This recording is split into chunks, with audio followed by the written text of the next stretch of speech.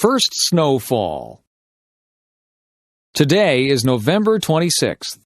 It snowed all day today. The snow is beautiful. The snow finally stopped.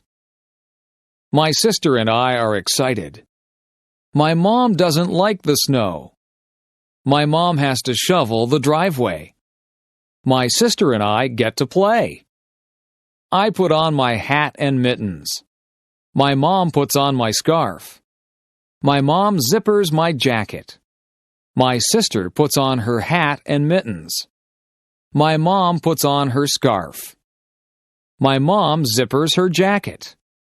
My sister and I go outside. We begin to make a snowman. My mom starts to shovel the snow.